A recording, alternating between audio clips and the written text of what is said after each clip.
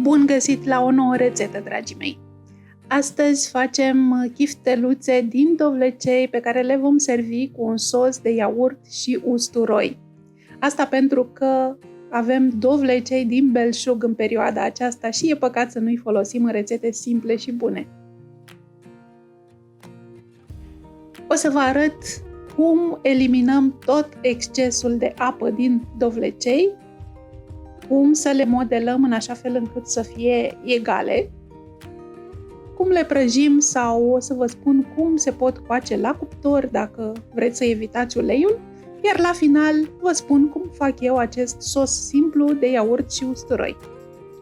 Aici sunt ingredientele pentru 20 de chifteluțe, le găsiți și la descrierea videoclipului și în postarea de pe blog. Eu am folosit așa 2 dovlecei care împreună cântăreau 900 de grame, 3 ouă, 80 de grame de pesmet și 80 de grame de făină, 200 de grame de brânză, de preferat să fie o brânză uscată, tare, care se poate da pe răzătoare sau o brânză de burduf, sare, piper, usturoi, cam 3 căței am pus eu, fiecare pune după gustul lui, mărar, îl puteți înlocui cu pătrunjel dacă nu vă place mărarul, dar cumva mărarul merge cel mai bine la chifteluțele acestea, și ulei pentru prăjit, dacă nu le faceți la cuptor, bineînțeles. Haideți să vedem cum se fac chifteluțele de astăzi și dacă vă place rețeta, nu uitați să vă abonați la canal, pentru că în fiecare săptămână vă aduc rețete noi, simple și bune. Alegem 2 dovlecei sănătoși, dacă doriți să-i curățați de coajă, o puteți face, eu nu îi curăț, îi spăl foarte bine, dacă coaja nu are, știu eu, ce pete sau urme de stricăciune, o folosesc. Dăm dovlecei pe răzătoarea cu găuri mari și îi punem într-un castron.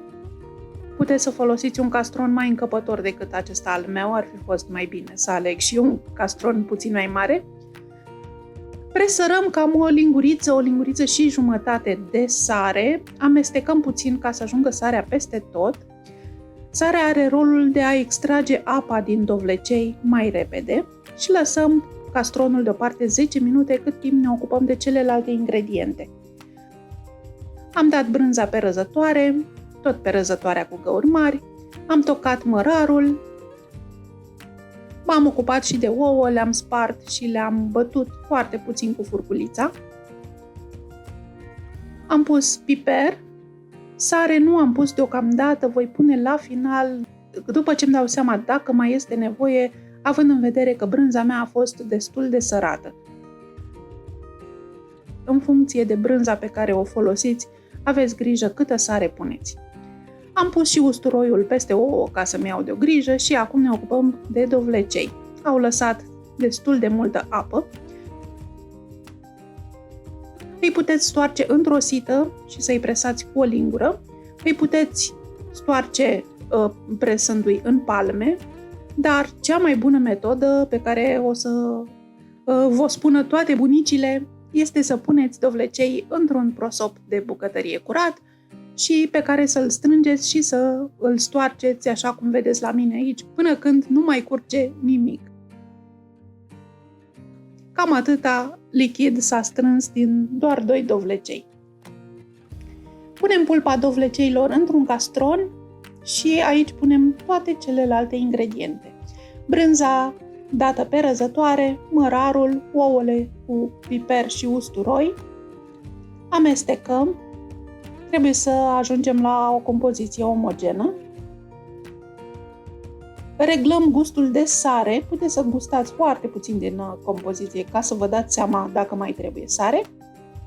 Și apoi punem făina și pesmetul. Folosim pesmet pentru că acesta absorbe mai bine umiditatea care mai rămâne în pulpa dovleceilor, dar și pentru că face chifteluțele noastre să fie mai pufoase. Dacă nu aveți pesmet în casă, puteți să înlocuiți cu făină, dar cred că va trebui cam o lingură în plus de făină pentru că are putere de absorpție mai mică. Ca să facem chifteluțe egale, eu am folosit o cupă de înghețată ca măsură și le-am format pe toate înainte să pun tigaia pe foc. Chifteluțele din dovlecei nu se prăjesc în baie de ulei, punem foarte puțin ulei pe fundul ticăii, cam 3 linguri, și punem chifteluțe atât cât să încapă lejer în tigaie, nu aglomerăm tigaia. Prăjim chifteluțele la foc mediu ușor spre mare și le lăsăm timp să se gătească foarte bine și în interior, altfel rămâne făina aceea crudă. Le prăjim pe ambele părți până când se rumenesc ușor și devin ușor crocante. Dacă alegeți să le faceți la cuptor, aprindeți cuptorul la 180 de grade și coaceți chifteluțele pentru 35-40 de minute. La jumătatea timpului, deschideți ușa cuptorului și întoarceți chifteluțele pe partea cealaltă. Sunt gata când sunt ușor rumenite.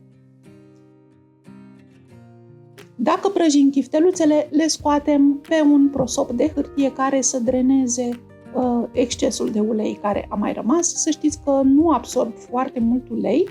Diferența de calorii între chifteluțele prăjite și cele făcute la cuptor e cam de 10 calorii pe chifteluță. Adică cele prăjite au cam 84 de calorii, cele făcute la cuptor au cam 70 de calorii. Voi decideți ce metodă vi se potrivește. Cele prăjite sunt un pic mai gustoase, cele făcute la cuptor puțin mai fade. Nu aglomerați nici farfuriile, nu suprapuneți chifteluțele pentru că se vor aburi unele pe altele și noi vrem ca dimpotrivă să se usuce și să rămână ușor crocante. Mie mi-au ieșit 20 de chifteluțe din cantitățile specificate. Cum facem sosul de iaurt? Foarte simplu. Punem cam 250 de ml de iaurt într-un castron, usturoi după gust, puțin mărar păstrat de la chifteluțe, cam o lingură de ulei de măsline extra virgin, sare și piper după gust. Omogenizăm și sosul nostru este gata și se potrivește de minune cu chifteluțele din dovlecei. Dragii mei, sper să încercați rețeta și să-mi spuneți cum a ieșit și cum v-au plăcut chifteluțele. Vă aștept cu drag la o nouă rețetă data viitoare. Numai bine!